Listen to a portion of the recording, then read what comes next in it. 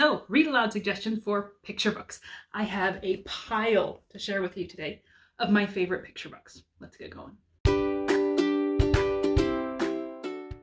Hi and welcome. Thanks for joining me today as I share with you 30 of my favorite picture books to read aloud with your young children. If you're new here, welcome. It's good to have you. If you like this kind of content, please remember to like, subscribe, hit that notification bell so you are notified of my future videos. And today, as I go through these, because I have so many, I'm really going to try not to spend a ton of time talking about each one. So I'm going to give you just a brief summary of what it's about. Know that these are all clean, wholesome. We're a Christian family, so there's no content that goes against my beliefs in that way. But let me get started. So to begin with, I have a chunk of them. I'm going to try and break them into the categories as much as possible. The first chunk are picture books that rhyme and are fun to read as a rhyming read. So something that's a little bit more fun to read for you as a parent, because often we get stuck reading the same picture books over and over, and they can be very tedious, even if the pictures are enjoyable. So these ones are just fun because I enjoy the rhythm, I enjoy the feel of reading them out loud. So to begin with, we have A Very Hairy Bear. And just a quick summary of this one. It's a very hairy bear who has a no-hair nose, and it's all the things he does. He goes and gets honey, he swims, and he doesn't mind that his no-hair nose gets all these sticky, gooey, or it doesn't bother him. But then at the end of the book, he sits down to hibernate in the cold snow, and he cares that his no-hair nose is cold. And so at the very end, he puts his paws, big hairy paws, on top of his no-hair nose, and he cuddles down to sleep for the winter. Really cute, easy, not a lot of words to read in it. My kids really enjoy it, and I think it's fun to read out loud. Next, I have Jamboree, and this one is great artwork, just tons of berries inside. I should just open it up and just let you see a little bit. But it's just a big festival, basically a big celebration of berries. Every page has tons of berries in it. They do dancing, they have berry hot air balloons, berry fireworks, and it's just great fun. Again, really short, simple, fast read, rhyming, fun, and my kids also think the pictures are great fun. Next would be The Seven Silly Eaters. And this is not a long read, but it's a little longer than the other two. It's kind of an in-between length. But it's a family who has a baby and they keep having more, and each of their babies are super picky eaters. And in the beginning, the mom is just her dear little babies and she'll do whatever they want. And then by the time she has 7, she's this exhausted wreck of a mom trying to feed each child the food that they love. And then in the end, the children try to surprise her for her birthday and everything gets settled because they all discover one happy meal that they all love together. So it's funny. The artwork is great in this one and the rhymes are fun. I enjoy this one a lot. Another one that we really like, maybe because I grew up on this one, so I have a fondness for it, is Chicken Soup with Rice. It goes through each month of the year and the rhymes are very similar. It's, in November, such and such, this happens, and then we go chicken soup with rice, eating once, eating twice, eating chicken soup with rice. And they also follow a very similar format. It goes through each of the months with something relating to it, and it's just cute. And I just like it because it's got fond memories of my mom reading it to me. And then you have to add into any list of picture books some Dr. Seuss. So I have 5 Dr. Seuss. So we'll just run through them. Classic, Green Eggs and Ham. Sam I Am will not eat his green eggs and hams. He doesn't like them. So, or Sam I Am keeps offering him green eggs and he doesn't like them. He refuses them. All these situations, I do not like them. But he keeps being plagued by this guy offering him the green eggs and ham, so finally he decides to try it just so he'll be left alone. And in the end, he discovers he loves green eggs and ham. Fun read, and fun, you can totally make green eggs with your kids, like like deviled eggs with a little food poisoning. Wow. A little food coloring, maybe the same thing sometimes. And you can kind of make this a fun read with your kids by, celebrating it with that, so that's fun. Another one I really love, and I hadn't heard of this one until recently, is I Had Trouble Getting to Sola Salou. And it's this little character who had this trouble-free life, and all of a sudden troubles start pestering him. And this man says, come to Sola Salou, they never have troubles, at least very few. So it's his whole journey to Sola Salou and all the terrible things that happen to him. And when he gets there, he discovers the few troubles they have are big problems. And so the guy at Sola Salou says, come with me, we're gonna go to this other place that never has troubles ever. And he thinks about it, he thinks, I could try going to this other place, and in the end he decides to go back to his home and face his troubles and deal with them. And I like it. It's cute, it's funny, but it kind of has a good story at the end. A good, you're gonna have troubles and they will be there, but you can also make your troubles have trouble with you, is the last line. So I like this one. I also enjoy Fox and Socks. This one has no moral whatsoever. If you don't like silly books, you probably won't like it because it is a silly book, but it's just a giant tongue twister. And I have fun trying to read it, and my kids have fun listening to it. So as you go along, he's coaching this person to try and say these funny things. And the very end is a giant tongue twister. So if you enjoy that kind of thing, this is a great one. And then the last two from Dr. Seuss that I'm going to mention, he has a lot, are Horton, Here's a Who, and Horton, Hatches the Egg. And in the Horton books, Horton is just, you're probably familiar with these, but Horton is just faithful, honest, and he has integrity. And I just love the character Horton. And in both of these, he is just a true friend, even when people don't deserve it. Even when it hurts him, he follows through, he does what he's going to say, and in the end, he always gets his reward. So I love these books. They have a great moral, they're fun to read, but Horton is just such a good role model. It's just a good role model for your kids. So I would encourage you to try these. And if you don't like Dr. Seuss, or you've heard one or two and you're like, they're just so silly, not all Dr. Seuss are created equal to me. There are some that are pretty silly and I don't love, and then some, these ones included, are great. So if you want to give it a try, these are great ones to start on, or if you've tried one that you just thought were stupid, try another one and see kind of, he has two different styles of books. Some were his earlier books, and then some when he got more developed, he got better. But they're fun to read, they're rhyming, they're enjoyable in that way. Okay, so the next two books I have are not rhyming, but they are still fun to read, but only if you try to read them with a French accent. My sister-in-law bought these for my children for a birthday or Christmas, escargot, and a book for escargot.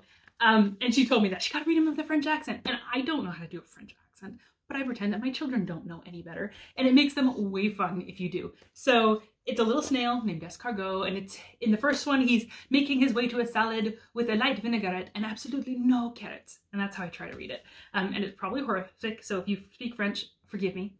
But otherwise, he just talks to you throughout the book, and in one of them, he's trying to persuade you that snails are your favorite animal. And most people don't like them because of this or that, but they really are the best animal ever. And then in the one with salad, he's telling you how much he doesn't like carrots, and in the end, he gets to a salad and it has carrots. But he decides he'll try it if you'll try one too, and in the end, he thinks carrots are delicious. So they're sweet, they're cute, and they're great fun for both you and your kids if you can handle trying to make a fool of yourself with a French accent. So I would recommend these. There is a third one I have not read all the way, so I don't know, but these two are great. So the next one I have is a wordless book. Still fun to read with your kids, but you make up your own story. But the artwork is phenomenal in this book. It's one I saw, maybe somebody got my sister, and I loved it. The art just speaks its own story. And it's about a farmer who's going on his way, and he finds this little dog with wings. And they become friends, and they have great adventures, and he flies on the dog's back, and this artwork is insane. And the townspeople get angry because they fly through the town and destroy everything, so he has to tie his dog's wings up. And then one day the dog is running along, and because his wings are tied, he can't fly, and he gets hit by a car and dies. So it's a little bit sad. But at the very end, the farmer goes home, and he's just so sad because his friend, the dog, is all gone. And he goes home, and he has another dog at home, and he sees all of a sudden his other dog has had a litter, and all the little puppies have wings. So he has this little legacy of puppies to come home with. And it is so cute, and it is a little sad, but it also is really sweet, and the artwork is so amazing. So I had a hard time finding this. I think I had to buy this new. I don't really see this a lot, but this is a great little book. Okay, next we have ones that don't rhyme. They're fun to read, and I'll kind of tell you the level of writing that's inside them, so you know, like, is this a really long read or a short read? But I either love them for the story or for the art. So one of those is This Set.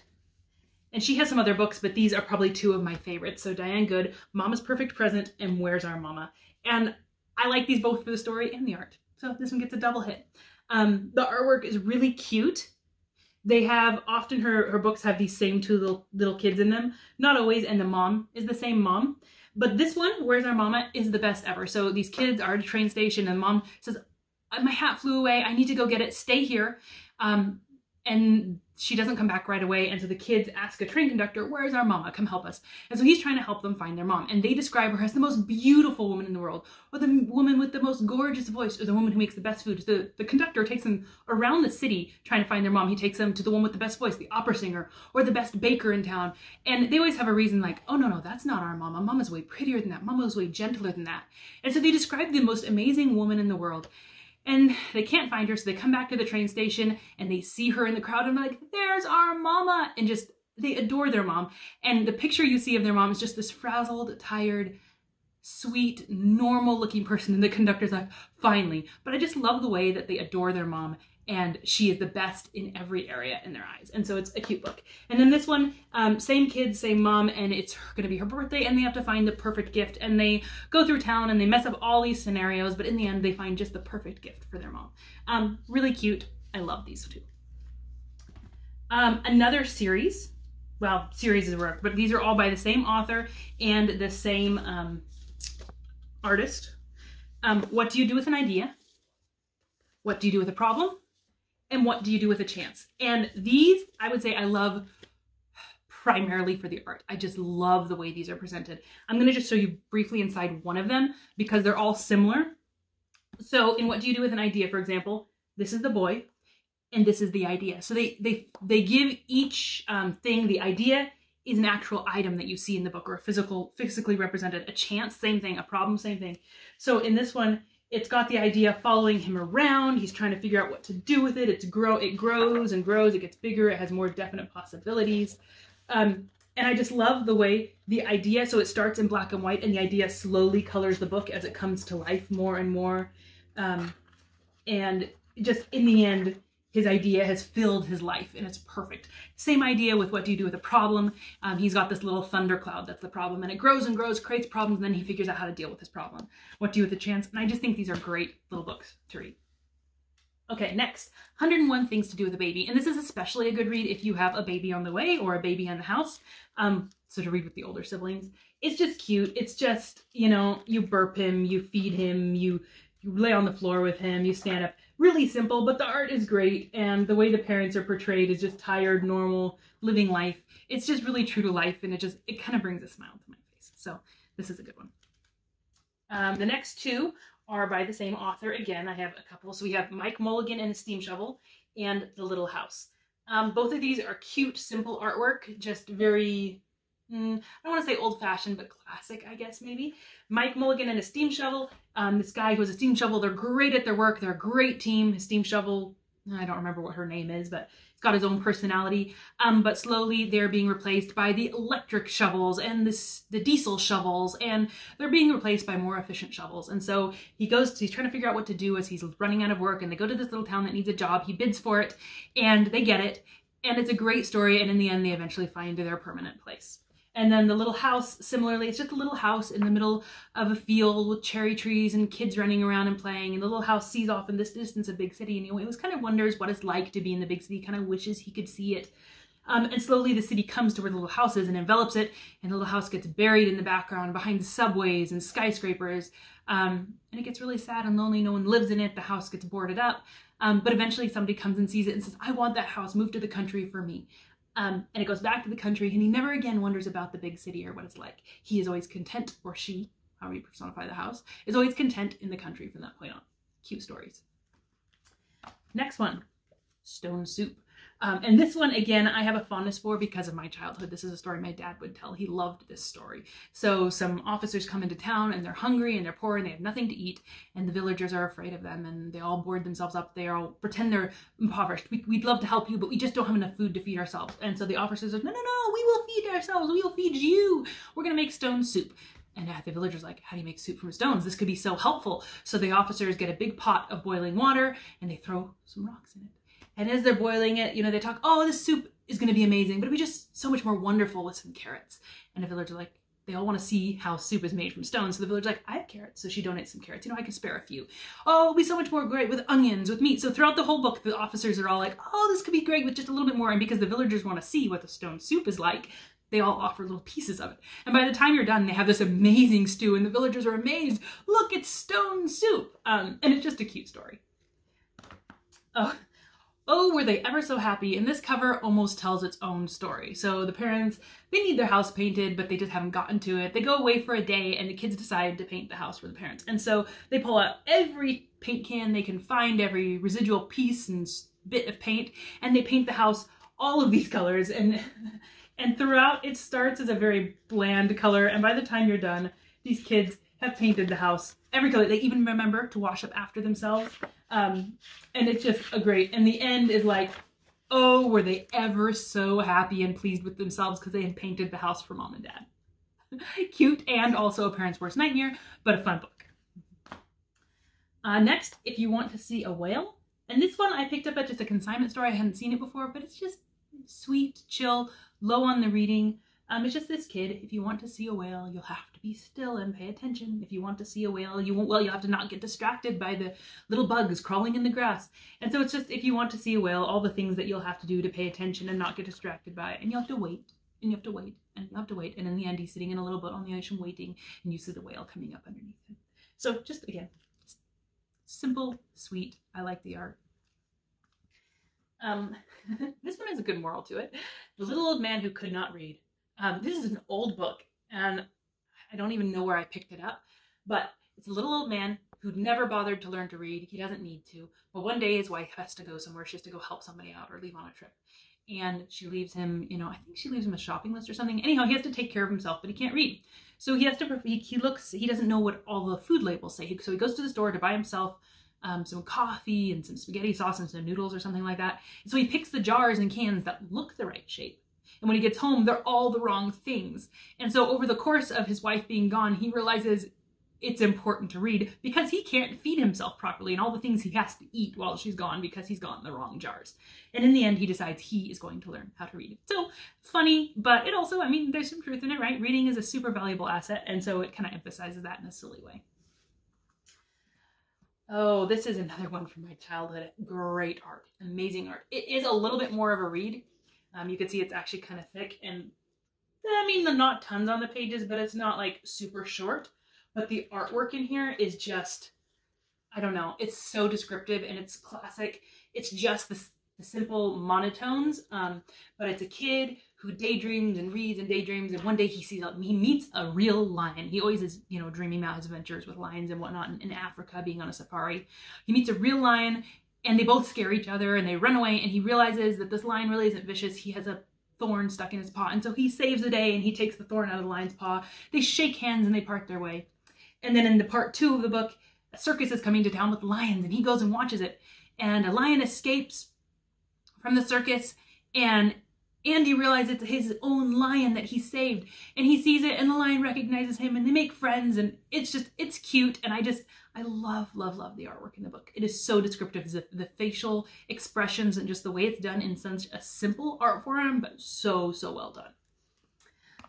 Next we have Katie No Pocket, and this is a kangaroo who doesn't have a pocket, and she can't carry her baby in it, and she's trying to figure out the problem, and she goes to an owl who has wisdom, and the owl sends her to the city, and she finds this handyman, and in the very end, short story, even shorter, the handyman gives her an apron like his own that has lots of pockets, and so she returns to the forest, and she not only has a pocket for her own baby, but a pocket for all of her baby's friends, the owl and the sloth and the possum, and so in the very end, you just see her just such a happy kangaroo with lots of pockets.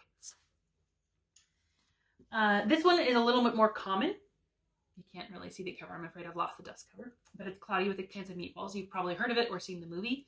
The book is way better than the movie in my humble opinion, and maybe that's because I read the book first, but it's basically a community who, instead of normal weather reports, they get weather reports of what food is coming in. And so it's cloudy with a chance of meatballs and spaghetti, and whatever comes in that day, that's what everybody eats. So in the morning it rains pancakes and maple syrup, and in the afternoon it rains, peanut butter and jelly sandwiches or whatever. Anyhow, it's great, but throughout the book, the weather starts turning bad to worse, and things start being giant and horrible, and it's ruining the community because giant pancakes are coming and covering people's houses and crushing, it's being destructive weather. The weather's out of control with this food weather. And so in the end, you see people building these little boats out of peanut butter and jelly sandwiches and sailing away to a new place. But it's fun. It's fun for kids because just the idea of the weather being your food is ludicrous and enjoyable. Okay, we're getting down to the end. We only have 3 more. So we have The Giving Tree by Shel Silverstein. And Shel Silverstein is more well known for his poems, I believe. He's just silly poet, which I enjoy reading. But this one is a tree, and the boy in his tree. And he always comes to the tree, he swings from the branches, he gets apples, he climbs in the tree, and the tree just loves the boy and gives the boy whatever he wants, gives him his apples, gives him his limbs to make swings of. And the boy gets older and forgets the tree a little bit more throughout the book. He comes back with a sweetheart and writes his initials on the tree. And towards the end, the boy wants to go off and adventure, and so he asks the tree for the last thing the tree has, which is his trunk to make a boat, and the tree willingly gives it. And the tree is very lonely. It's just a stump sitting alone and alone and alone. He's lonely, but in the very end, the boy, who's now an old man, comes back to the tree, and he remembers the tree, and the very last bit is him sitting on the stump, and the stump is not alone anymore. So he sits up proudly, little stump, and lets the boy sit on him. So just the tree who just gives everything he has to the one he loves. Another classic, Are You My Mother? By P.D. Eastman. This is not a Dr. Seuss, even though it gets lumped in with them very frequently, but it's a little bird who has her nest, and she has an egg that's about to hatch, and she's getting ready for it, and she flies off to get ready for it, and the egg hatches while she's gone, and the birdie looks out the edge of the nest and falls out. And so the whole story is him trying to find his mother and get back, and he asks the dog, "Are you my mother?" and the cat, "Are you my mother?" and the hen, "Are you my mother?" And he finally, in the very end, gets put back in the nest, and his mother flies back, and he goes, "I know who you are. You are not a dog or a cat," or, he lists all these things that he's asked. "You are a bird, and you are my mother." So just, again, a cute story. And lastly, If You Give a Moose a Muffin. And it's just a funny book. It's got a boy in a house, and a moose comes to the door, and it's, if you give a moose a muffin, he'll want jelly to go with it. But you won't have jelly, so you have to go pick berries. But in the process of picking berries, you'll stain your mother's shirt, and you'll realize you need to darn it. And when you get the yarn out to darn the shirt, the moose will realize it reminds him of, the time that he needed to make sock puppets. So it's everything you do reminds the moose of something else that he used to do and wants to do, until in the very end, I'm trying to remember, in the very end, it's like, it reminds him of his mother's special jam. And if you give him the jam, he'll want a muffin. So you come back in a whole circle of giving the moose a muffin. Cute work. I like the artwork in this one as well. Fun pictures, but very classic. So we made it through all 30 picture books that I love, that are great reads, fun to read, wonderful artwork, clean, cute, simple, and I have great memories of, and I'm really enjoying sharing with my children. So I hope you enjoyed. I hope you got some good ideas. Again, if you like this, please comment, like, subscribe, let me know. And if you have some favorite picture books from your childhood, please comment below and share them with me so that I can look at them, because I'm a book hoarder. I like getting books. I like sharing them with my children, so I collect. So give me some ideas of books that I can collect.